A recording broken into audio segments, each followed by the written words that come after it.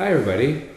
I'd like to introduce to you this new instrument I just finished building. It is the LUTE-SAROD Flat-back number 3. So why is it called a flat-back LUTE-SAROD number 3? Well, the flat-back part is obvious, right? It's got the flat back, very streamlined. And LUTE-SAROD, the name is a bit of a misnomer because when I first started building sarods, the first ones were actually wood top sarods, meaning that I used a wood soundboard. The back and body I made with lute making techniques, which were, as opposed to the standard traditional sarod, which is carved out of a log of wood. They're very heavy bodies. I decided to experiment with making sarods from a lute with lute making techniques, or oud with thin strips of bent hardwood.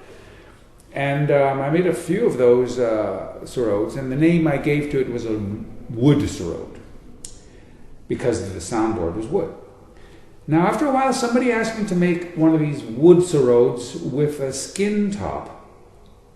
So I did that, and thinking about what to call it, I thought, well, let's call it a LUTE-SAROD because it's like a sarod because it's skin top and everything, and the lute meaning that it had the lute kind of back, or an oud type of back.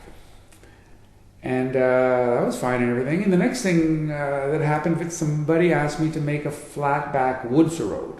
So again, we're back to the wood sarod with the wood soundboard and a flat back, which was a new thing, right? So that turned out really nicely. After a little while, somebody wanted one of these flat back sarods, but with a skin top. So I couldn't really call it again a wood sarod flat back because it wasn't a wood, didn't have a wood soundboard. So I thought, well, what am I going to call it? Well, let's call it a flat back LUTE-SAROD because the previous LUTE-SAROD had a skin top. So that name LUTE-SAROD means basically one of my sarods with skin top, and because this doesn't really actually have a lute back, actually. I mean, I guess there are some sort of flat back lutes, but so the name is a bit of a misnomer, but whatever. Yeah, so this is number 3, flat back LUTE-SAROD, number 3. Number 1 was a very, very short scale instrument. It was very similar to this, but at a very short scale, 56 centimeter scale, and it was tuned to E, which is very high tuning for a sarod. And it had a very, very brilliant, very punchy sound. This one is very similar to that sarod, but it's slightly longer. It's got a 63 centimeter scale length, and it's tuned to D. So D is still a pretty high tuning for a sarod. So it has a very punchy sound, also a very brilliant sound.